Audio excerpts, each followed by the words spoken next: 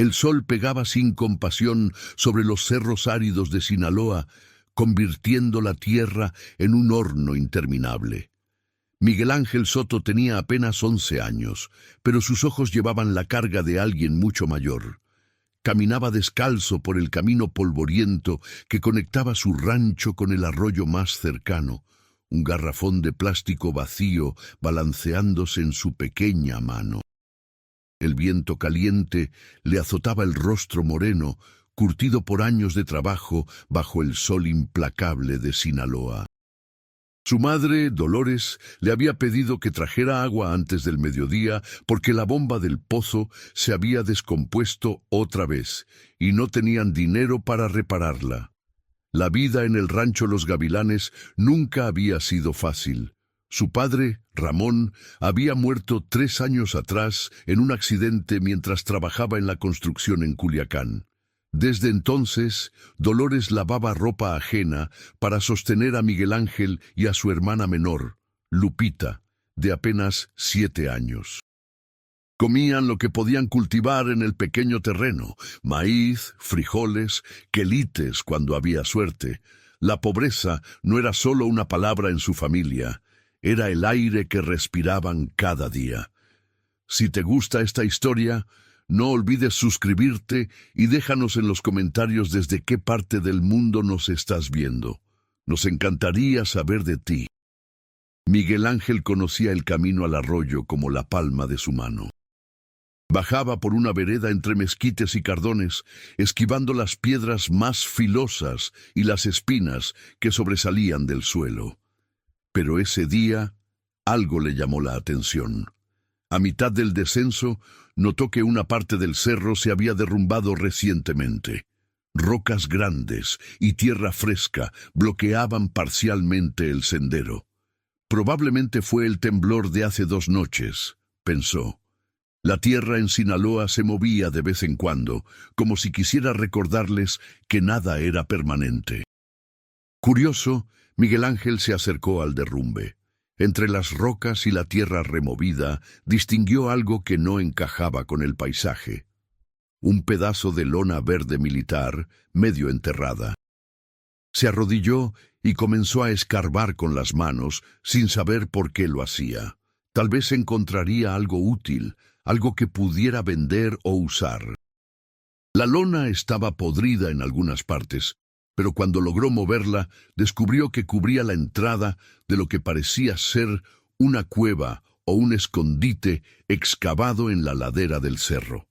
El corazón le latía con fuerza mientras apartaba más tierra y piedras. La abertura era lo suficientemente grande para que él pudiera entrar agachado. Miró hacia atrás, hacia el camino vacío. Nadie lo había seguido. Nadie sabía dónde estaba exactamente. Tragó saliva y decidió entrar. Adentro olía a humedad antigua y a algo metálico que no pudo identificar. La luz del sol apenas se filtraba por la entrada, creando sombras inquietantes en las paredes de tierra compactada. Cuando sus ojos se acostumbraron a la penumbra, Miguel Ángel se quedó paralizado. Frente a él había varias cajas de madera apiladas contra la pared, algunas abiertas, otras todavía cerradas. Y dentro de las cajas abiertas, envueltos en plástico sucio y deteriorado, había fajos y fajos de billetes. Dólares americanos. Miles, tal vez millones. La cantidad era imposible de calcular para un niño de 11 años que apenas había visto billetes de 500 pesos juntos. También había otras cosas. Bolsas con algo que parecía polvo blanco, aunque muchas estaban rotas y su contenido derramado por el suelo. Armas oxidadas, viejas pistolas y rifles envueltos en trapos, y libretas con números y nombres garabateados, mojadas y apenas legibles.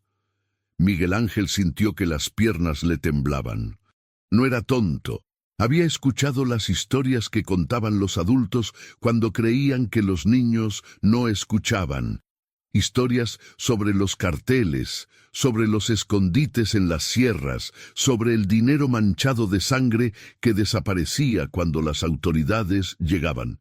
Este lugar era viejo, muy viejo. Probablemente llevaba años, tal vez décadas, oculto en las entrañas del cerro. Salió de la cueva respirando agitadamente, el garrafón vacío olvidado a un lado. Se sentó sobre una roca, tratando de procesar lo que acababa de encontrar. Su primer instinto fue correr a casa y contarle a su madre. Pero entonces pensó en lo que eso significaría. Si Dolores se enteraba, tendría que decidir qué hacer. Y cualquier decisión que tomaran con ese dinero podría ponerlos en peligro. Porque en Sinaloa todos sabían que el dinero del narco no se tocaba. No importaba cuántos años hubieran pasado. Siempre había alguien que recordaba, alguien que preguntaba.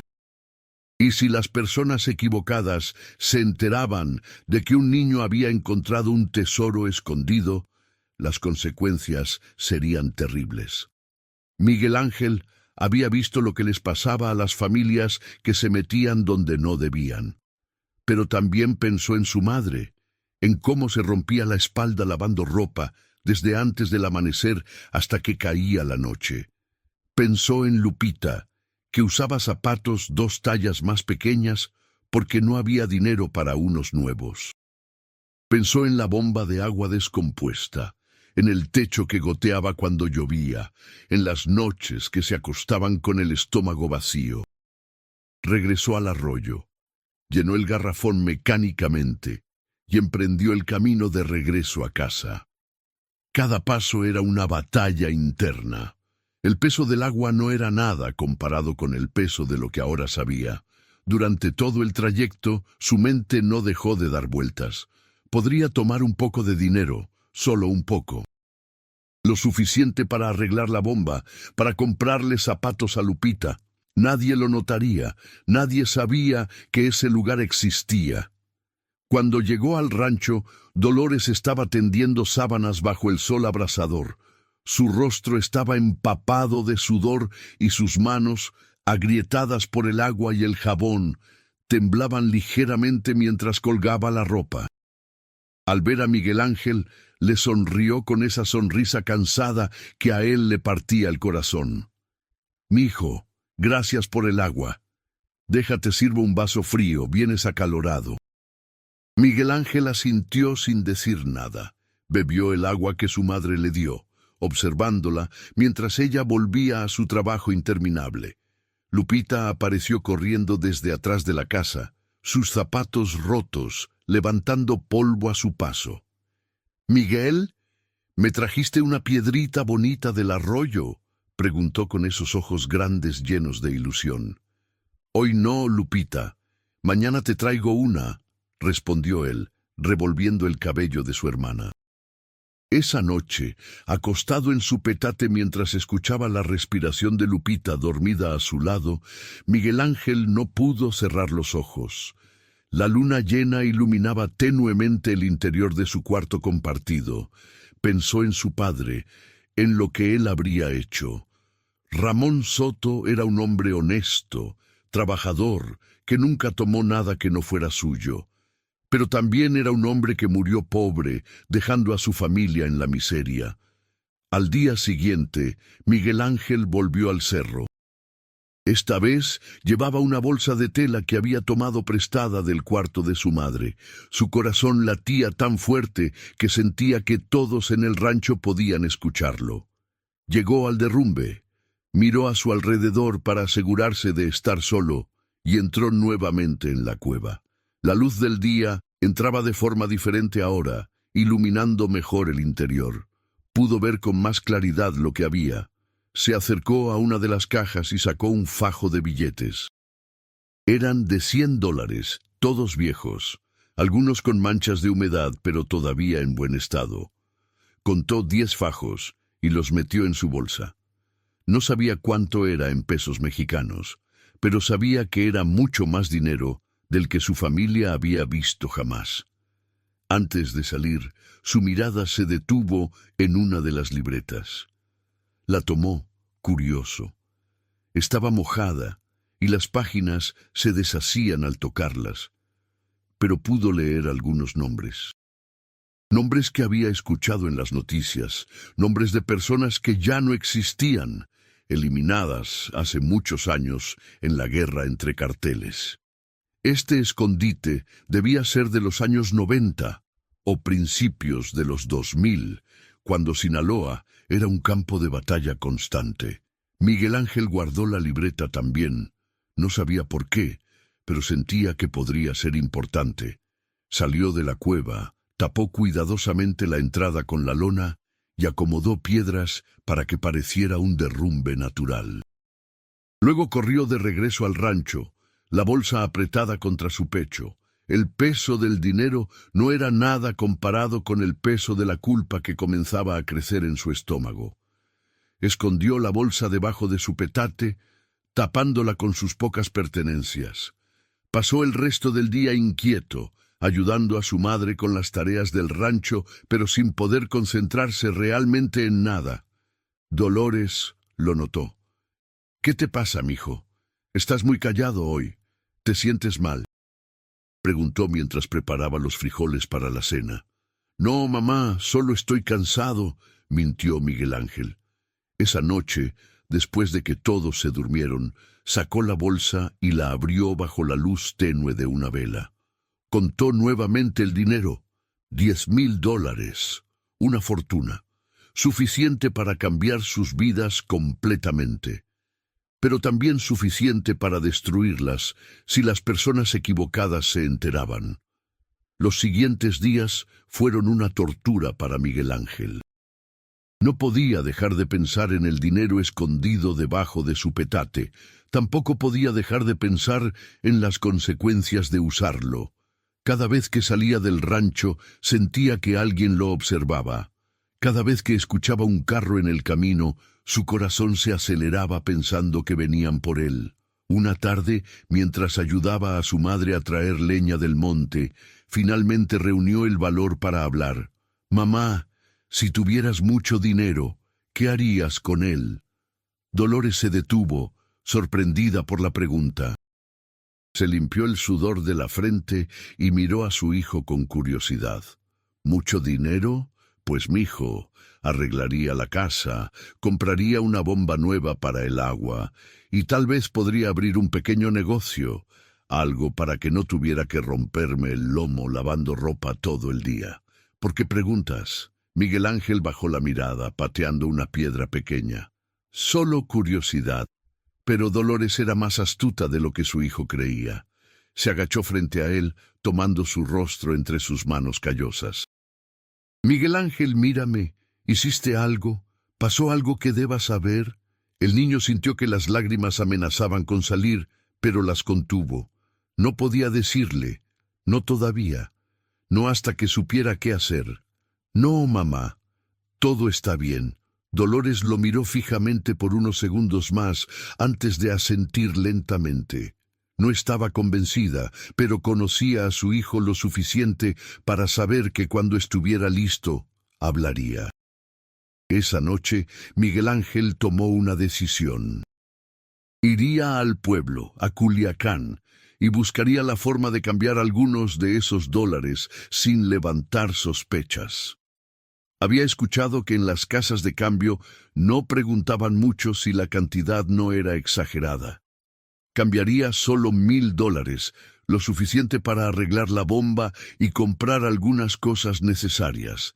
El resto lo dejaría escondido por si acaso. Al día siguiente, le dijo a su madre que un vecino le había ofrecido trabajo ayudando a cargar sacos en el mercado de Culiacán. Dolores dudó, pero necesitaban el dinero, así que aceptó. Le dio a Miguel Ángel suficiente para el pasaje de camión y un poco para comer. El camión a Culiacán salía temprano, a las 6 de la mañana. Miguel Ángel subió con la bolsa de tela escondida bajo su camisa, pegada contra su pecho. El viaje duró casi 2 horas, por carreteras polvorientas llenas de baches. Mientras el autobús avanzaba, él observaba por la ventana el paisaje de Sinaloa, tan hermoso como cruel. Campos de maíz alternaban con terrenos baldíos, Ranchos pequeños se perdían en la distancia y los cerros se elevaban como gigantes silenciosos, custodiando secretos centenarios. Culiacán lo recibió con su caos habitual. Carros, motos, gente gritando, vendedores ambulantes ofreciendo de todo. Miguel Ángel se sintió pequeño e insignificante entre la multitud. Preguntó a varias personas dónde podía cambiar dólares. Y finalmente, alguien le indicó una casa de cambio cerca del mercado central. Entró nervioso, las manos sudando. Detrás del mostrador había una mujer mayor con lentes gruesos que lo miró con curiosidad. «¿Qué se te ofrece, muchacho?» Miguel Ángel sacó 5 billetes de $100 de su bolsa y los puso sobre el mostrador. «Quiero cambiar estos, señora». La mujer tomó los billetes, los examinó cuidadosamente, levantándolos contra la luz para verificar que fueran auténticos. Miguel Ángel contuvo la respiración. ¿Y si eran falsos? ¿Y si la mujer llamaba a la policía? ¿Y si le preguntaba de dónde había sacado ese dinero? Pero la mujer simplemente asintió y comenzó a contar pesos mexicanos. Le dio poco más de 10,000 pesos. Miguel Ángel los tomó con manos temblorosas, los guardó rápidamente y salió de la casa de cambio casi corriendo. Caminó por el mercado, tratando de calmar su respiración acelerada. Lo había logrado. Tenía dinero, dinero limpio que podía usar. Entró a una ferretería y compró una bomba de agua nueva. Luego fue a una zapatería y compró zapatos para Lupita, de su talla correcta, con luces en la suela que sabía que a ella le encantarían. También compró algunas cosas de comida que hacía meses no probaban. Pollo, arroz, aceite, azúcar, chocolate. Cuando regresó al rancho esa tarde, Dolores estaba afuera esperándolo con cara de preocupación. Al ver a Miguel Ángel bajarse del camión cargado de bolsas, sus ojos se abrieron con sorpresa y desconcierto. «Miguel Ángel, ¿qué es todo esto? ¿De dónde sacaste dinero para comprar todo eso?» El niño dejó las bolsas en el suelo y respiró profundo. No podía seguir mintiéndole a su madre. «Mamá, tengo que contarte algo, pero tienes que prometerme que no te vas a enojar y que me vas a escuchar hasta el final». Dolores sintió que el estómago se le encogía. Conocía ese tono. Era el mismo tono que usaba su difunto esposo cuando había metido la pata en algo grande. «¿Qué hiciste, Miguel Ángel?» Y ahí, sentados en el patio del rancho mientras el sol comenzaba a ponerse pintando el cielo de naranja y morado, Miguel Ángel le contó todo. Le habló del derrumbe, de la cueva, del dinero, de las drogas, de las armas, de todo. Dolores lo escuchó en silencio, su rostro pasando por todas las emociones posibles: sorpresa, miedo, incredulidad, preocupación. Cuando Miguel Ángel terminó, Dolores se quedó en silencio por lo que pareció una eternidad. Finalmente habló. Su voz apenas «Hijo, un susurro. ese dinero está manchado de sangre. No es nuestro. Pertenece a gente muy mala, gente que ha hecho cosas terribles. Si nos quedamos con él, algo malo va a pasar. Siempre pasa». «Pero mamá, ese dinero lleva años ahí, tal vez décadas. La gente que lo escondió probablemente ya está muerta. Nadie lo está buscando. Nadie sabe que existe excepto yo. Y ahora tú. No puedes estar seguro de eso, Miguel Ángel. El narco tiene memoria larga. Y aunque esa gente esté muerta, quieres que nuestra familia viva del dinero sucio. Quieres que cada cosa que compremos, cada comida que hagamos, cada zapato que use tu hermana esté pagado con sangre de inocentes». Miguel Ángel sintió que las lágrimas finalmente rodaban por sus mejillas. Sabía que su madre tenía razón, pero la injusticia de su situación lo consumía por dentro. «Entonces, ¿qué hacemos, mamá? ¿Seguimos viviendo así? ¿Seguimos pasando hambre?» ¿Seguimos viendo cómo te matas trabajando por centavos? No es justo. Nosotros no hicimos nada malo. No escogimos nacer pobres. Dolores abrazó a su hijo, dejando que llorara contra su hombro. Ella también quería llorar, pero tenía que ser fuerte.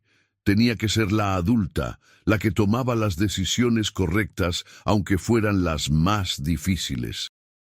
La vida no es justa, mijo. Pero nosotros somos gente honesta. Tu padre era gente honesta, y vamos a seguir siéndolo, aunque sea difícil. Vamos a devolver ese dinero. ¿Devolvérselo a quién?, preguntó Miguel Ángel entre sollozos. A las autoridades, al gobierno, que ellos decidan qué hacer con él. Miguel Ángel se apartó de su madre, limpiándose las lágrimas con el dorso de la mano. Las autoridades son corruptas, mamá. Vas a ir a entregarles ese dinero y ellos se lo van a quedar. Y si de verdad alguien estaba buscándolo, nos van a buscar a nosotros. Estaremos peor que antes. Dolores no tenía respuesta para eso porque sabía que su hijo tenía razón. La corrupción en Sinaloa era un secreto a voces. Policías, políticos, funcionarios, todos tenían vínculos con el narco de una forma u otra. Entregar ese dinero podría ser tan peligroso como quedárselo. Lupita salió de la casa en ese momento, atraída por las voces. Al ver las bolsas en el suelo, corrió emocionada. ¿Qué es todo eso? ¿Compraron cosas? Miguel Ángel se apresuró a limpiar su rostro antes de que su hermana lo viera llorar. Sacó los zapatos de la bolsa y se los mostró. Son para ti, Lupita. Mira, hasta tienen luces. Los ojos de la niña se iluminaron con una alegría tan pura que hizo que el corazón de Miguel Ángel se encogiera aún más. Se puso los zapatos inmediatamente y comenzó a correr por el patio, riendo mientras las luces parpadeaban con cada paso.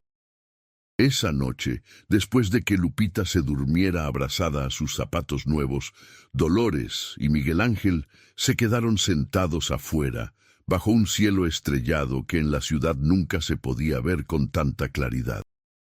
¿Qué vamos a hacer realmente, mamá?, preguntó Miguel Ángel. Dolores suspiró profundamente, mirando las estrellas como si pudieran darle la respuesta. No lo sé, hijo. Déjame pensar. Esto es algo muy grande, demasiado grande para nosotros. Pasaron varios días en una tensión constante. Dolores no podía dormir pensando en el dilema que enfrentaban. Miguel Ángel instaló la bomba nueva y el agua corrió de nuevo por las tuberías oxidadas del rancho. Ese pequeño triunfo se sintió amargo para ambos. Una tarde, mientras Dolores lavaba ropa, llegó don Esteban, un vecino anciano que vivía en el rancho de al lado. Era un hombre que había vivido toda su vida en esos cerros, que conocía cada historia, cada leyenda, cada secreto que la sierra guardaba. «Doña Dolores, ¿tiene un vaso de agua? El calor está terrible hoy». «Claro, don Esteban, pase, siéntese a la sombra», respondió ella, ofreciéndole una silla bajo el mezquite. Mientras tomaba el agua, don Esteban notó la bomba nueva. «Veo que arreglaron el problema del agua. ¡Qué bueno! Esa bomba vieja ya estaba muriendo hace tiempo». «Sí, gracias a Dios pudimos conseguir una nueva», dijo Dolores sin dar más detalles. Don Esteban la miró con esos ojos viejos que parecían ver más allá de las palabras. «¿Sabe? He vivido aquí 82 años. He visto muchas cosas. He visto cómo el narco ha cambiado estas tierras, cómo ha traído dinero y sangre por igual. He visto a familias enteras desaparecer por meterse donde no debían, pero también he visto milagros, gente que encontró formas de salir adelante cuando todo parecía perdido». Dolores sintió un escalofrío recorrer su espalda. ¿Sabía don Esteban algo? ¿Era posible que alguien hubiera visto a Miguel Ángel? «La vida es complicada, don Esteban», respondió ella cuidadosamente. «Así es, doña Dolores, y a veces las decisiones más difíciles son las que definen quiénes somos realmente. Recuerde que el dinero fácil nunca es fácil, siempre cobra su precio, de una forma u otra. Don Esteban terminó su agua, agradeció y se fue, dejando a Dolores con un peso aún mayor en el corazón. Esa noche, Dolores finalmente tomó una decisión. Llamó a Miguel Ángel y se sentaron juntos mientras Lupita dormía. He pensado mucho sobre esto, hijo, y creo que hay una forma de hacer las cosas bien sin ponernos en peligro. Vamos a quedarnos con parte del dinero, lo suficiente para cubrir nuestras necesidades básicas durante un año. El resto lo vamos a denunciar anónimamente. Así las autoridades recuperarán la mayor parte, nosotros podremos respirar un poco, y nadie sabrá que fuimos nosotros. Miguel Ángel la miró esperanzado. ¿Estás segura, mamá? No estoy segura de nada, mijo. Pero es el mejor plan que se me ocurre. Tomaremos $5,000 más. Con eso y lo que ya gastaste, tendremos suficiente para sobrevivir mientras yo encuentro un trabajo mejor. El resto, tú y yo, vamos a ir al cerro, lo vamos a sacar todo y lo vamos a dejar en un lugar donde las autoridades lo encuentren, sin notas, sin pistas, sin nada que nos conecte a eso. Y si alguien nos ve, por eso vamos a ir de madrugada, cuando todos están dormidos. Lo haremos rápido y en silencio. Nadie tiene que saber. 3 días después, a las 4 de la mañana, cuando la oscuridad todavía cubría los cerros y solo los coyotes aullaban en la distancia, Dolores y Miguel Ángel emprendieron el camino hacia la cueva. Llevaban mochilas vacías y linternas. El miedo los acompañaba como una tercera presencia tangible. Llegaron al derrumbe y Miguel Ángel mostró a su madre la entrada oculta. Dolores se quedó sin aliento al ver el interior de la cueva. La magnitud de lo que su hijo había encontrado la golpeó como un puñetazo en el estómago. Esto no era solo dinero del narco. Esto era un archivo histórico de una época sangrienta, evidencia de crímenes que probablemente nunca fueron resueltos. Trabajaron en silencio sacando caja tras caja. Primero contaron y separaron $5,000 adicionales, que Dolores guardó en su mochila. Luego comenzaron a transportar todo lo demás, el dinero restante, las drogas deterioradas, las armas oxidadas, las libretas mojadas, todo. Les tomó 3 viajes llevar todo el contenido de la cueva a un lugar que Dolores había elegido cuidadosamente, un claro visible desde la carretera principal, pero lo suficientemente alejado del rancho como para no conectarlos con el descubrimiento. Cuando terminaron, el cielo comenzaba a aclararse en el horizonte. ¿Estás lista?, preguntó Miguel Ángel exhausto. Dolores asintió. Sacó un teléfono celular que había comprado con parte del dinero cambiado, uno de esos teléfonos baratos prepagados que no requerían identificación. Marcó el número de la línea anónima de denuncia de la Policía Federal. Cuando contestaron, ella dijo con voz firme: «Hay un alijo del narco en el kilómetro 47 de la carretera a Badiraguato, en un claro junto a 3 mezquites grandes. Droga, armas y dinero, mucho dinero. Es del cartel viejo, de hace décadas». Y colgó. Inmediatamente rompió el chip del teléfono y lo enterró en un lugar diferente. El aparato lo lanzó a un barranco. No habría forma de rastrearlo hasta ellos. Volvieron al rancho justo cuando el sol salía completamente.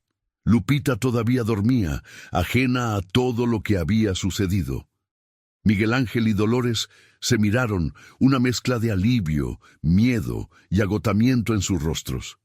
¿Hicimos lo correcto?, preguntó Miguel Ángel. Lo sabremos con el tiempo, hijo. Ahora vamos a guardar ese dinero muy bien escondido y vamos a vivir nuestras vidas normales. Nadie puede saber nada. Nadie. ¿Entendido? Entendido. 2 días después, las noticias en la radio y la televisión no hablaban de otra cosa. Las autoridades habían encontrado un alijo histórico del narco en las afueras de Culiacán, millones de dólares en efectivo, aunque mucho estaba deteriorado.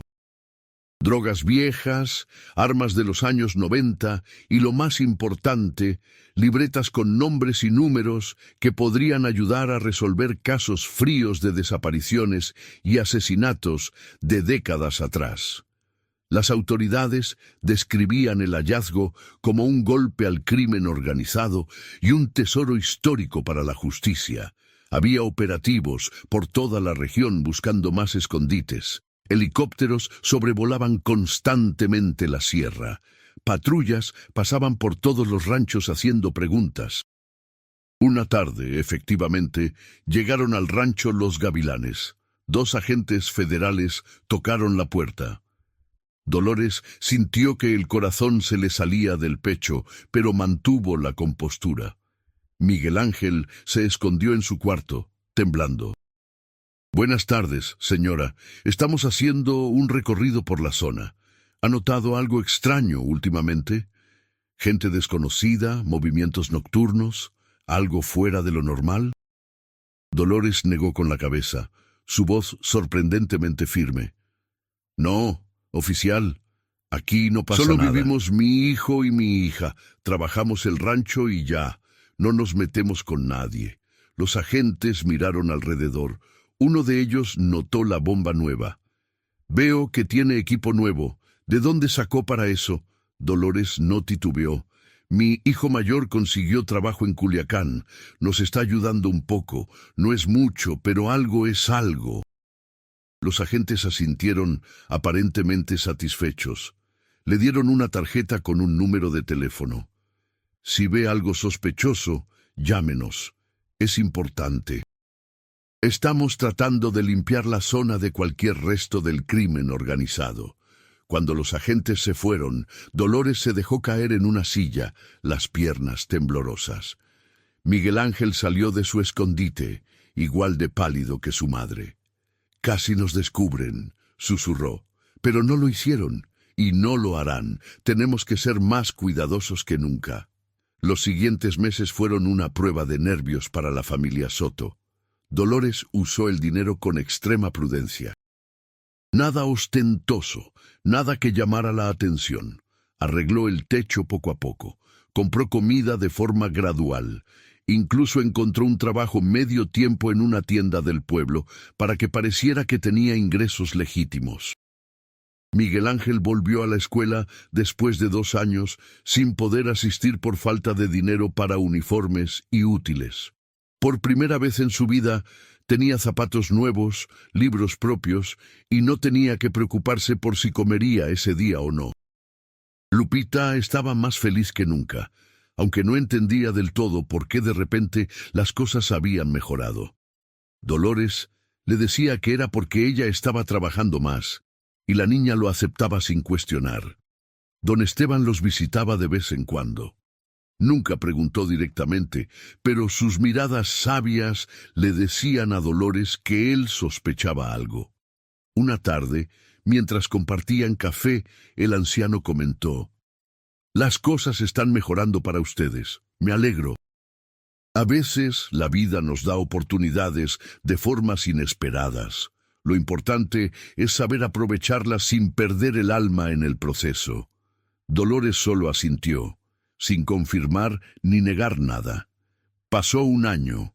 Los operativos en la sierra eventualmente disminuyeron. La noticia del alijo encontrado se fue desvaneciendo de los medios, reemplazada por otras historias más recientes. La vida en el rancho Los Gavilanes encontró una nueva normalidad. Miguel Ángel, ahora de 12 años, había madurado increíblemente. La experiencia lo había cambiado. Ya no era el niño ingenuo que solo buscaba agua en el arroyo. Ahora entendía que el mundo era complicado, que no todo era blanco o negro, que a veces las personas buenas tenían que tomar decisiones difíciles para sobrevivir. Una noche, mientras hacía tarea bajo la luz de una lámpara nueva, le preguntó a su madre: «¿Crees que papá estaría orgulloso de nosotros?». Dolores dejó de lavar los platos y se volteó hacia su hijo. Pensó cuidadosamente antes de responder. Tu padre era un hombre de principios, Miguel Ángel, pero también era práctico. Creo que entendería por qué hicimos lo que hicimos. No nos quedamos con todo, no nos volvimos codiciosos. Tomamos solo lo necesario para sobrevivir y devolvimos el resto para que la justicia pudiera hacer su trabajo. Creo que eso es lo importante. ¿Y cuando se acabe el dinero?, preguntó el niño con preocupación. Para entonces ya estaremos mejor establecidos. Yo tengo mi trabajo, tú vas a terminar la escuela y algún día podrás conseguir un trabajo honesto. Este dinero es solo un puente, no un destino. Miguel Ángel asintió, sintiendo un peso menos sobre sus hombros. Otro año pasó. El dinero oculto se fue terminando poco a poco, usado con sabiduría y disciplina. Dolores ahorró una parte para la educación de sus hijos. Con otra parte, compró materiales y comenzó un pequeño negocio de tamales que vendía en el pueblo. Era un trabajo duro, pero era honesto y le daba suficiente para mantener a su familia sin tener que depender más del dinero encontrado. Miguel Ángel se convirtió en un estudiante destacado. Los maestros lo alababan por su dedicación y su madurez. Nadie en la escuela sabía la verdadera historia detrás de su transformación, y él nunca la contaría. Lupita creció feliz y saludable, sin conocer nunca el secreto que su hermano y su madre guardaban. Una tarde de verano, 3 años después del descubrimiento, don Esteban enfermó gravemente. Dolores y Miguel Ángel lo visitaban todos los días, llevándole comida y compañía. En su lecho de muerte, el anciano le pidió a Dolores que se acercara. Siempre supe que ese día que te traje el mensaje sobre el dinero fácil, algo había pasado, susurró con voz débil. No sé qué fue exactamente, y no necesito saberlo. Solo quiero que sepas que hiciste lo correcto. Cómo lo hagas, cómo lo manejes, eso es lo que define tu carácter. Y tú, Dolores Soto, tienes buen carácter. Tus hijos van a estar bien. Dolores lloró mientras sostenía la mano del anciano.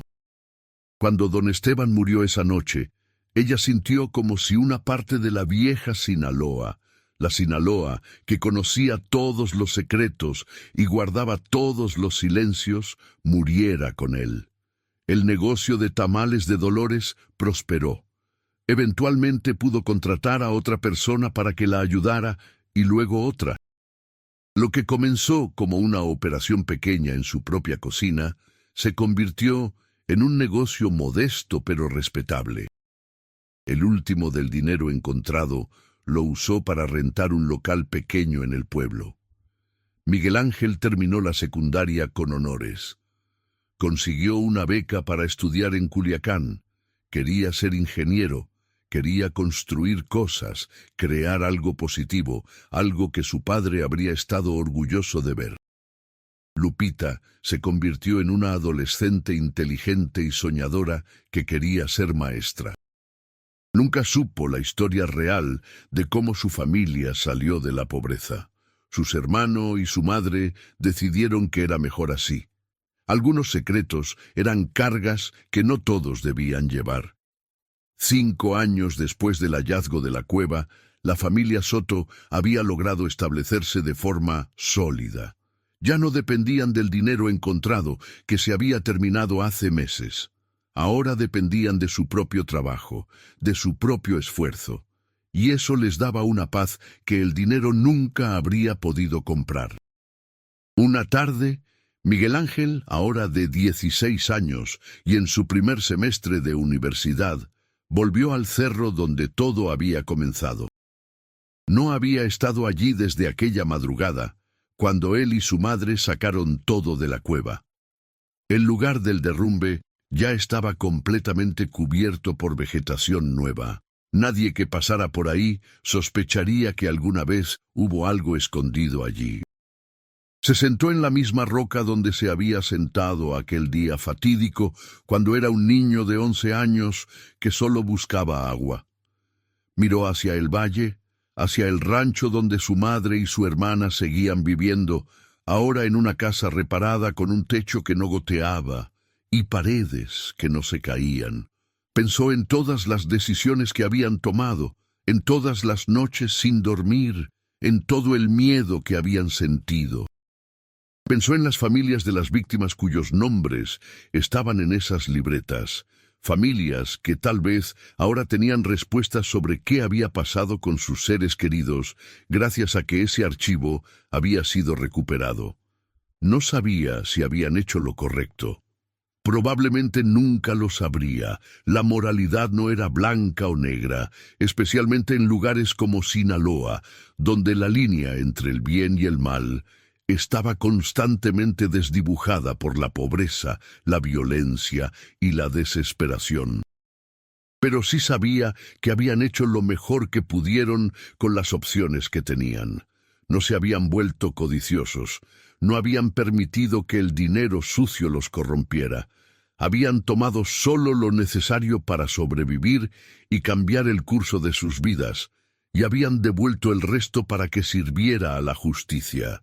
Miguel Ángel se levantó, sacudió el polvo de sus jeans y comenzó a caminar de regreso al rancho.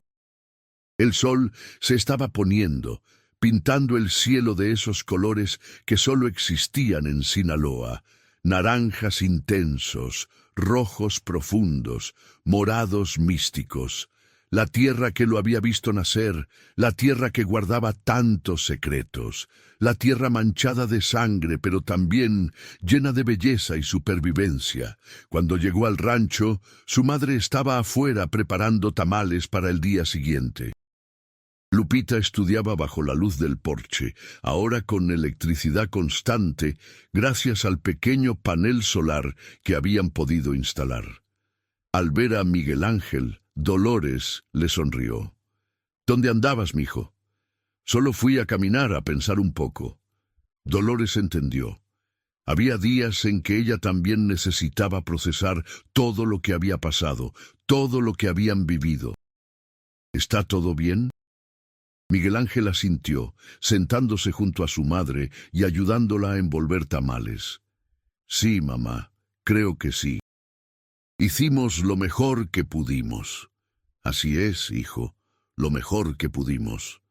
Esa noche, la familia Soto cenó junta, como lo hacían todas las noches ahora.